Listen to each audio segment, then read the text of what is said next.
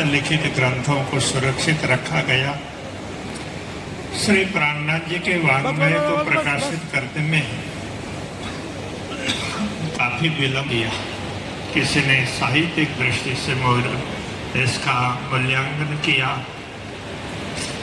किसी ने छंद अलंकार के दृष्टि से भी देखा, किसी ने तत्व ज्ञान की दृष्टि से देखा।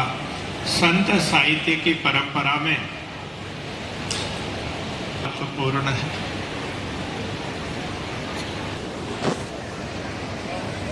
इतिहास, खगोल, भूगोल, इसके साथ साथ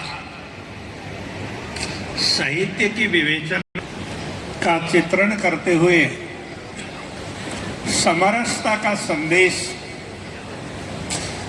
प्रणामी वाङ्मय के द्वारा पूरे विश्व को प्राप्त है। ये बहुत ही अद्वितीय है। अभी भी कुछ आयाम ऐसे हैं अनुशीलन करके प्रकाश में लाने जैसे।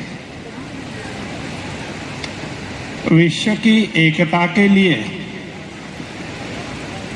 एक परमात्मा की बात हमारे धर्म ग्रंथों में बताई और उसको इस जगत में प्राप्त आए हुए जितने भी धर्म ग्रंथ हैं वो किस प्रकार एक परमात्मा की बात करते हैं, उसकी एक रूपता यदि बताई है तो वो श्री कृष्ण प्रणामी वाङ्मय में।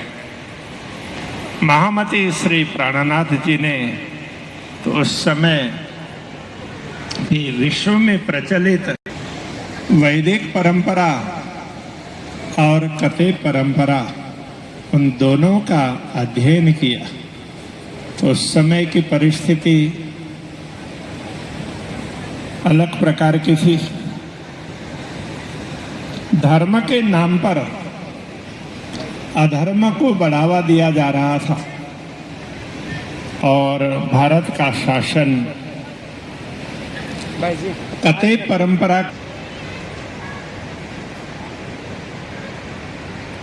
पूरे विश्व को प्रभावित करने के लिए उन लोगों ने बहुत बड़ा अभियान चलाया। इसलिए अनेक अत्याचार भी हुए, नरसंहार भी हुए, तो भारत भी उससे अछूता नहीं था। तो ऐसे में महामती श्री प्राणनाथ जी ने उस समय वो जिन ग्रंथों को मानते थे तो उन्हीं के आधार पर समझाने का प्रयत्न किया। तो उस समय प्रशासनिक भाषा उनके हिसाब से थी। अरबी और फारसी के शब्दों का प्रचुर प्रयोग होता था। महामती श्री प्राणनाथ जी भी तो उनकी भाषा भी उससे मिलती जुलती। इसलिए मैं अपने मेरा समय लगभग पूरा होने को होगा। मैं इसी सब्जेक्ट में बता करके कि मैं इस साहित्य में अपने शोध में मैंने ये दर्शाने की कोशिश की है कि चूँकि हमारे प्राणनाथ जी का किसी इतिहासकारों ने बहुत ज़्यादा उल्लेख नहीं किया था, किसी इतिहास ग्रंथ में मुझको बहुत ज़्यादा इनके बारे में वृत्तांत नहीं मिला था पढ़ने के लिए, तो मेरे मन में भी एक ये तीस थी कि इसी तरह से इनके इतिहास, इनके नाम को भी इतिहासकारों के द्वारा जोड़ा जाए अपने ग्रंथों में। और उस इतिहासकारों से मेरा ये अनुरोध किया गया मैंने अपने शोध में कि और सब गुरुजनों के चरणों में अपना प्रणाम करता हूँ। प्रणाम। बहुत बहुत आभार डॉक्टर शिव मंगल राम जायसवाल जी को। श्रीमती नीना साधुराम जैन यूएसए से सदा आनंद महोत्सव में जो गुरु जी के परम श्रद्धालु शिष्य हैं, बीमार हुए इस समय फिर भी वो सेवा प्रदान करते रहे। निधि और साक्षी सूरत से 80,000 गुरु जी के जन्मदिन पर सेवा प्रदान कर रहे हैं। बहुत बहुत आशीर्वाद, मंगल कामना। आगे वक्तव्य प्रस्तुत किया।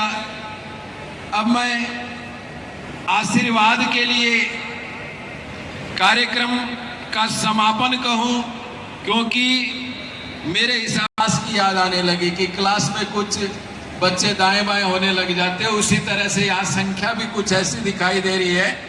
इसीलिए समापन सत्र की ओर जाते हुए प्रदाय के आचार्य पीठ कहो, आद्य धर्म पीठ के आचार्य जगत गुरु से जो गौरव मिला हुआ है, आपका आशीर्वाद वचन श्रवण करने का अवसर मिला हुआ, क्योंकि यदि हम इसका पूरे श्री कृष्ण प्रणामी संप्रदाय के आचार्यत्व के गरिमा के अनुरूप अन्य विविध राष्ट्रीय संत सम्मेलन में आप जाकर श्री कृष्ण प्रणामी संप्रदाय का गौरववर्धन कर रहे हैं, इसके लिए पूरा प्रणामी संप्रदाय आपका ऋणी है। बहुत ही अतिशयोक्ति नहीं है। आज से पूर्व आचार्यों ने अपने क्षमता के अनुरूप, अपनी प्रतिभा और योग्यता के अनुरूप काम किया है, कोई दो राय नहीं है। जब से आप आए, अन्य संतों के बीच में राष्ट्रीय स्तर के संत हिंदू सम्मेलन को, चाहे विविध सम्मेलनों में आपकी कहीं गरिमामय उपस्थिति, प्रणामी संप्रदाय की उपस्थिति नहीं दिखती है, गौरव भी दिखता है। इसके लिए हम पूरा प्रणामी संप्रदाय आपकी ऋणी है। एक चीज के लिए और आपकी हम प्रशंसा करते हैं, और मेरे हिसाब से दूसरे आचार्य नहीं, ये संयोग कहूं कि दोनों आचार्य संस्कृत के विद्वान हैं। एक बनारस से पढ़ करके वेदांत के विद्वान, एक साहित्य के मनीषी है। मेरे हिसाब से प्रणामी संप्रदाय के अंदर अब परिवर्तन का युग भी आ गया है। पारायण किया, वहां वेद उपनिषद का भी पारायण करवाया। ये पूरे राष्ट्र को नहीं, विश्व को संदेश देने का प्रयास किया।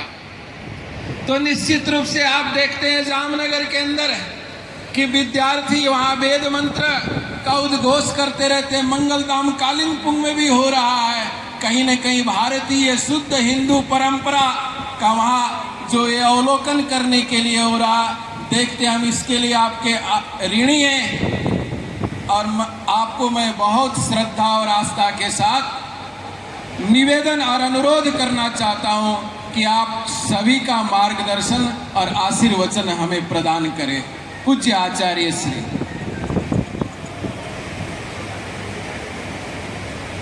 हेलो।